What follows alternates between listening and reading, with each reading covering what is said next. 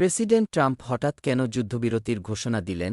মার্কিন president Donald Trump গত সপ্তাহান্তে যখন বি-2 বোমারু বিমান পাঠিয়ে ইরানের পারমাণবিক স্থাপনায় হামলা চালালেন, তখন তিনি বাজি ধরেছিলেন দীর্ঘমেয়াদী যুদ্ধে না জড়ানোর পুরনো অঙ্গীকার বজায় রেখে তেহরানের পারমাণবিক কর্মসূচি ধ্বংস করতে তিনি মিত্র ইসরায়েলকে সাহায্য করতে চান। বাংকার বিধ্বংসী ওই বোমা হামলার ঠিক কয়েকদিন পর গতকাল সোমবার ট্রাম্প সবাইকে অবাক করে দিয়ে ইরান-ইসরায়েল যুদ্ধবিরতির ঘোষণা দেন।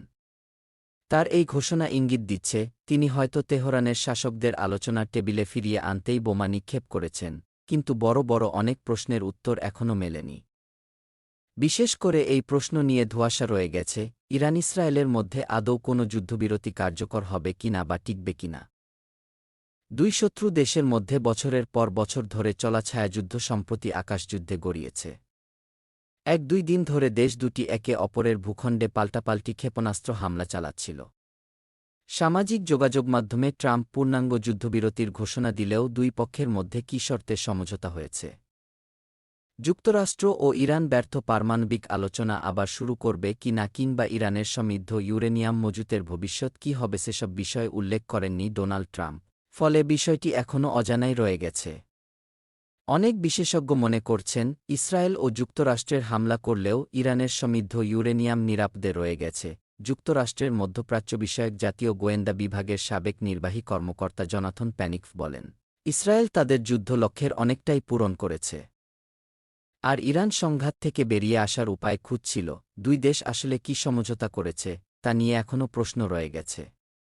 এরপরও ট্রাম্পের যুদ্ধবিরতি ঘোষণা সংঘাতের অবসান নিয়ে কিছুটা আশার সঞ্চার করেছে।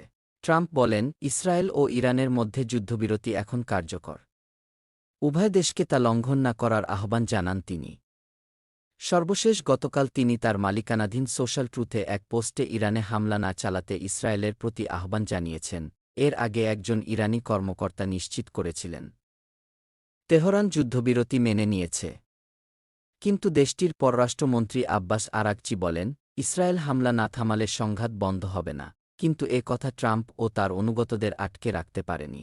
তারা এটিকে এমন এক পররাষ্ট্রনীতির ঐতিহাসিক অর্জন হিসেবে প্রচার করছেন, যেটিকে তারা শক্তির মাধ্যমে শান্তি বলে অভিহিত করেন।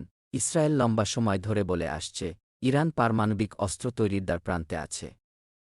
যদিও তেহরান বরাবরের মতোই এ অভিযোগ অস্বীকার করে আসছে। মার্কিন গোয়েন্দা সংস্থাগুলো এ বছরের শুরুতে বলেছিল, তাদের মূল্যায়ন অনুযায়ী ইরান পারমাণবিক অস্ত্র তৈরি করছে না। আর মার্কিন গোয়েন্দা প্রতিবেদনগুলোর সঙ্গে সম্পৃক্ত একটি সূত্র গত সপ্তাহে রয়টার্সকে জানিয়েছে, সেই মূল্যায়ন এখনও পরিবর্তন হয়নি।